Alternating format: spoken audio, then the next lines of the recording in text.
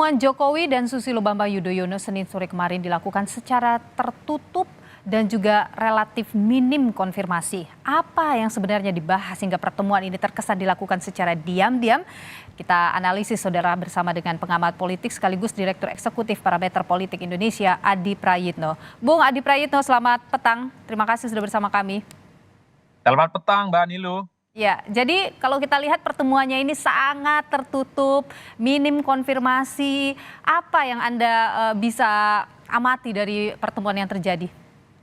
Ya, saya kira pembicaraannya pasti all in ya, bicara tentang kebangsaan, bicara tentang politik mutakhir dan sangat mungkin juga keduanya itu bicara soal kemungkinan bagaimana Partai Demokrat itu menjadi bagian dari koalisinya Jokowi ya. Bicara politik kebangsaan tentu saja karena ini kan dua tokoh yang selama ini memang dipersepsikan memiliki psikologi politik yang berbeda-beda. SBY beberapa waktu yang lalu kan begitu agresif menyerang Jokowi, menyerang pemerintah yang seringkali dianggap ugal-ugalan soal infrastruktur, menuding ada tangan-tangan kekuasaan soal bagaimana poros politik kemungkinan hanya akan ada dua, dan seterusnya, termasuk soal begal partai. Dalam konteks itu ya saya kira pasti akan didiskusikan secara terbuka oleh dua tokoh ini ya. Oke, Yang kedua memang kita tidak bisa menutup mata bahwa pertemuan ini kan memang tidak ada angin, tidak ada hujan. Tentu ada sesuatu yang ingin dikomunikasikan.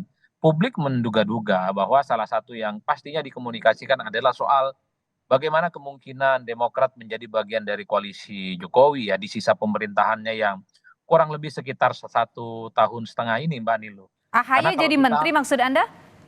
ya sangat mungkin kan kalau kita membaca statement-statement media, statement-statement di media sosial sudah mulai colek-colek Pak AHY gitu ya sebagai sosok yang potensial akan jadi menteri kalau ada skenario reshuffle.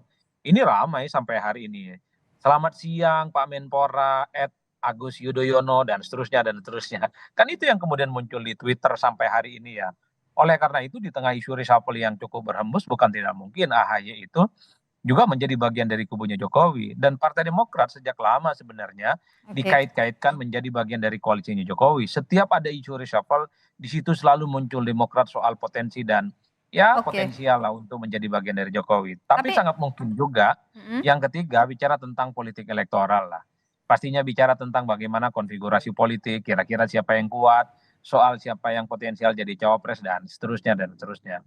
Saya kira pembicaranya tidak akan lepas dari tiga hal itu. oke. Kalau ada yang menarik sebenarnya yang disampaikan oleh Demokrat bahwa ini tuh diinisiasi oleh Jokowi. Apa kira-kira maknanya itu? Ya, ini menegaskan bahwa Pak Jokowi ingin berkomunikasi dengan semua pihak, semua tokoh yang selama ini memang dianggap berseberangan dengan saya sekalipun. Tentu ada feedback, ada insight yang kemudian ingin didapatkan oleh Pak Jokowi.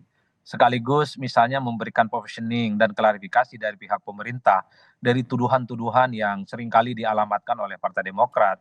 Kalau kita mau melihat rekam jejak Partai Demokrat hampir 10 tahun lamanya menuding pemerintahan Jokowi ini agak sedikit miring gitu ya, banyak tenaga apa namanya dianggap terlampau memanjakan investor kemudian mengabaikan penduduk lokal dan semacamnya. Saya kira dalam konteks itu Pak Jokowi ingin memberikan informasi juga kepada SBY Oke. bahwa semua hal yang dituduhkan oleh Partai Demokrat tidak seperti yang biasanya. Tapi bagi saya di antara tiga kemungkinan ini satu-satunya yang paling menarik adalah ketika Partai Demokrat dikaitkan dengan soal kemungkinan bergabung dengan Pak Jokowi. Oke, Soal bagaimana itu AHY yang menarik ditawarkan jadi Bung Adi Prayitno. Anda menyebut tadi mungkin saja memang ya. AHY mungkin akan masuk jadi menteri. Tapi itu apa maknanya memasukkan AHY sebagai menteri misalnya di Kabinet Indonesia Maju ini? Apakah ini bagian dari bargain positioning untuk di Pilpres 2024 Februari mendatang?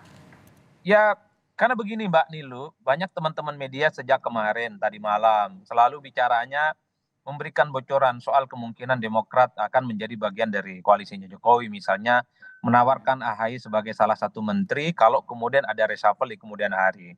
Apalagi belakangan ini kan isu reshuffle berhembus ya, bukan soal Kementan, tapi Kementerian Pemuda dan Olahraga. AHY dianggap cocok dan pas dalam skenario kalau ada reshuffle terutama di Kementerian Pemuda dan Olahraga. Kan ini yang menjadi pembicaraan publik yang sering ditanyakan kepada saya oleh teman-teman. Mm. Oleh karena itu, ya urgensinya adalah Pak Jokowi ingin tunjukkan kepada publik bahwa semua orang yang selama ini berseberangan itu bisa ditaklukkan dalam tanda kutip, yaitu menjadi bagian dari koalisinya Jokowi. Oke, Prabowo sudah ditaklukkan dengan menjadi Menhan. Ini kalau Demokrat tertarik dan betul ada tawaran itu, ini sebagai bentuk penaklukan politik bahwa Demokrat apa yang selama keuntungannya ini bagi nyalak, Pak Jokowi? ya Pak Jokowi sederhana adalah Oke, sebagai sosok presiden yang mampu menjinakkan lawan-lawan politiknya, di mana lawan politiknya itu bisa jadi pembantunya. Itu yang paling mungkin bisa ditunjukkan oleh Jokowi kepada publik kalau oke, betul AHY itu bergabung dan jadi menteri. Tapi di luar itu pasti narasinya adalah narasi persatuan, narasi ini tentang oke. kebangsaan, Bhinneka Tunggal Ika dan seterusnya. Tapi secara prinsip kalau Demokrat tertarik bergabung menjadi bagian dari koalisi Jokowi, ya saya kira ini menunjukkan bahwa Pak Jokowi itu cukup powerful. Baik, Semua kelompok-kelompok politik yang berseberangan itu bisa ditaklukkan, bisa dijinakkan dan menjadi bagian dari pembantunya. baik. Adi Prayitno, Direktur Eksekutif Parameter Politik Indonesia. Terima kasih atas pandangan Anda di Kompas Petang. Sehat selalu, Bung Adi. Terima kasih.